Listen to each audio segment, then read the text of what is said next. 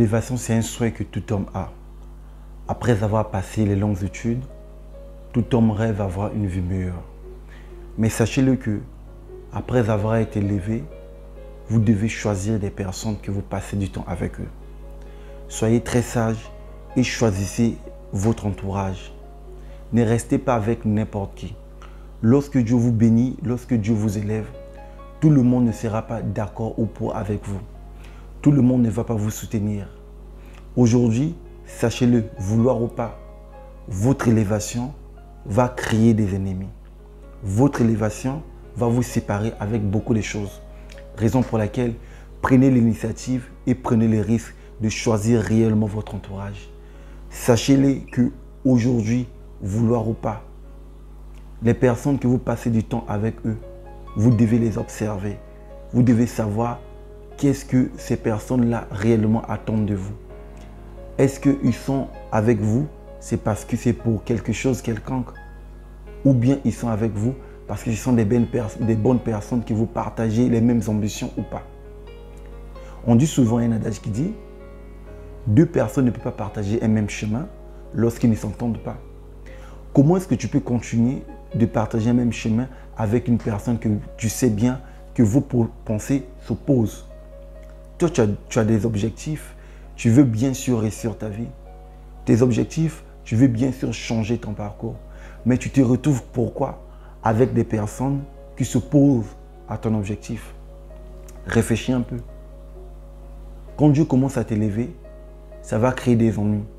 Même tes proches vont commencer à te haïr. C'est incroyable, mais c'est vrai. Surtout en Afrique, tu trouveras même tes parents, même tes propres frères, même ta famille vont te haïr. Raison pour laquelle vous devez être très prudent.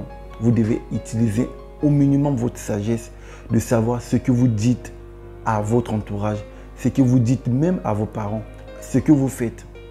Puisque n'attendez pas qu'ils seront toujours d'accord, ils vont toujours vous applaudir, ils vont toujours aimer votre élévation. Pas du tout. C'est ce qui était arrivé avec Emmanuel Adebayor.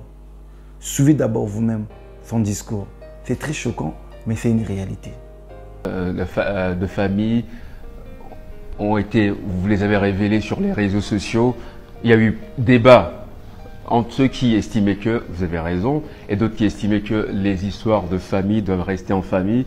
Aujourd'hui, qu'est-ce qu'il en est exactement? Qu'est-ce qui s'est passé et qu'est-ce qu'il en est? Aujourd'hui, ouais, c'est vrai que si ça refait, je le referai encore parce que je ne regrette pas.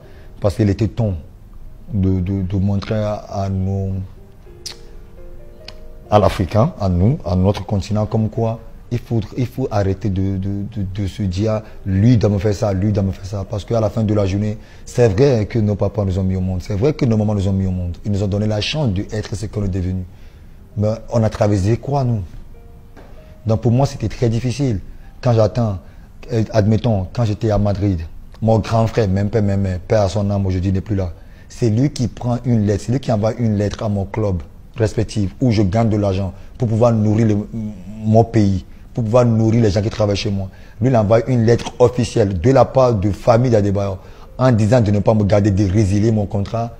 Franchement, pour moi, jusqu'à présent, je suis arrivé le matin à l'entraînement au Real de Madrid, dans le vestiaire, où j'écoutais la musique. On me dit, il y a Florentino Pérez qui veut te voir.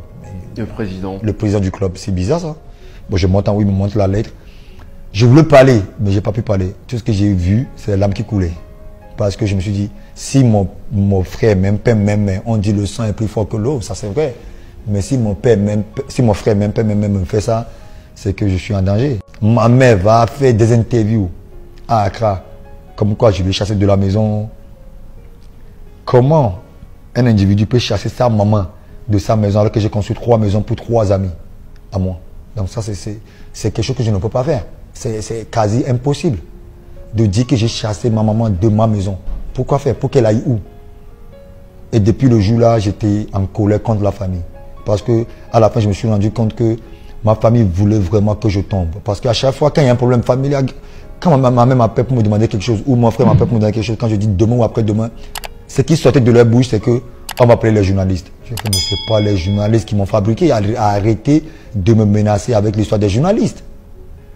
Combien de journalistes ont construit des maisons pour leurs mamans? J'en sais rien. Combien de journalistes ont acheté des voitures pour leurs soeurs et frères? J'en sais rien. Aujourd'hui, c'est vrai que j'ai tant de voitures, mais j'ai acheté des voitures pour tout le monde dans ma famille. J'ai construit une maison pour tout le monde dans ma famille. Pour Emmanuel les débailleurs, il avait eu ce courage, il avait osé de le dire tel que vous venez vous-même le suivre. Il avait osé de le dire pourquoi? Parce qu'il y avait tellement eu des murmures, les gens parlaient beaucoup. Mais posons la question pour Eboué, qui n'a pas voulu le dire. Mais écoutez vous-même ce qu'il dit. Ça va? Super bien. Mais là, t'es concentré là du coup. Non. Être porté au pinacle, vivre dans l'ivresse du succès, se sentir plus bas que terre. L'une de ces matinées de spleen résume plus que jamais la clarté de la complexité de ta vie sur Terre, Emmanuel. Ta trajectoire a été bruyamment jalonnée de cette réalité qui nous rappelle à tous notre fragilité d'humain. Es-tu le seul responsable de ce qui a été cette partie passée de ta vie? Es-tu le seul architecte de ce que sera l'autre partie à venir de ta vie? L'incompréhensible a-t-elle complètement bouleversé ta compréhension de la vie? Aujourd'hui, es-tu un autre homme? Emmanuel Eboué, voici ton confessionnal. Énormément de choses ont été dites, soutenues ou pas d'ailleurs par toi-même concernant ta situation financière après ton divorce. Oui ou non, Emmanuel Eboué, es-tu complètement ruiné? Non. Non. Non. D'où viennent toutes ces rumeurs alors? Du fait que tu aies perdu tous tes biens, toutes tes maisons? Vous savez,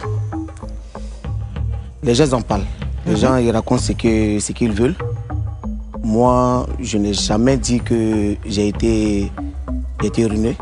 Jamais, jamais. Oui, effectivement, ils ont donné tous les biens que j'ai en Europe à la mère de mes enfants. D'accord. Ils m'ont tout donné. Et j'ai eu mal. Au début, j'ai eu mal. Mais après, je me suis dit que c'est la mère de mes enfants. Donc, de toutes les façons, tout ce qu'elle a pris, quand elle va vendre, mes enfants vont manger. Mes enfants auront un temps pour dormir. Donc, comme je l'ai dit, je ne suis pas ruiné. Donc, tout est bien en Europe, mais pas tout est bien dans leur intégralité. Oui. Ok. Quelle est ta part de responsabilité dans tout ce qui s'est passé, Emmanuel? Bon, d'abord, moi je dis toujours aux gens que c'est la mère de mes enfants. Donc je lui ai tout confié. C'est elle qui gérait côté financier, qui gérait tout. Et je ne pouvais pas penser qu'elle pouvait du jour au lendemain partir avec tous les sous que j'avais mis de côté pour qu'on puisse faire notre futur avec ça. Est-ce qu'avec le recul, Emmanuel, tu regrettes vraiment aujourd'hui ce choix que tu as pu faire, justement de faire totalement, entièrement confiance en quelqu'un? Non, je ne regrette pas. Parce que moi, je parle de moi personnellement. Quand tu maries une femme, quand tu fais des enfants avec une femme, tu lui fais confiance et tu ne penses pas le pire. Le plus important, c'est de faire ta vie avec elle. Je parle de moi. Il y a d'autres personnes, ils ont les manières de fonctionner avec les femmes. Moi, je parle de moi. Moi, quand je suis avec une femme, je me consacre, je suis à fond parce que je veux faire ma vie avec elle. Et comme j'ai dit, je ne pensais pas qu'un jour, parce que le divorce, c'est pas moi qui ai demandé le divorce. C'est elle, mais pourquoi? Du jour au lendemain, comme ça, sur un coup de tête? Comme je dis, pour être honnête, elle était montée par certaines personnes que je connais bien, que j'ai pas envie de... Des gens proches de toi? Oui. Elle était montée, donc voilà, il y a des noms que j'ai pas envie de dire. Mais aujourd'hui, pour être honnête avec vous, aujourd'hui, elle regrette d'avoir écouté ces personnes. Elle veut revenir? Ben, je suis déjà marié. Ce qui était arrivé à Eboué, qui était un grand joueur africain, mais en un peu de temps, il s'est retrouvé en rien du tout. Nous ne savons pas quelles sont les personnes qui ont été derrière cette histoire. Mais on constate tout simplement que pour éviter toutes ces choses, nous devons être sages. Soyez sages. Choisissez votre entourage. Choisissez les personnes que vous passez du temps avec eux. Choisissez même les personnes que vous partagez vos projets, vous partagez vos rêves, vous partagez vos opinions, vous partagez bien sûr vos biens. Choisissez les personnes. Ne passez pas du temps avec n'importe qui. Non. Lorsque vous êtes élevé, vous devez choisir des personnes qui ont le même niveau de vie que vous pour minimiser justement les dangers. Puisque quand vous vous retrouvez avec des personnes qui ont le même niveau que vous, il y a moins de risques que ces personnes puissent vous envier. Mais lorsque vous vous retrouvez avec des personnes qui ont un niveau plus bas que vous, faites très attention. Je ne vous dis pas de vous séparer, de se séparer avec vos amis, vos anciens amis, les gens qui vous ont soutenu, pas du tout.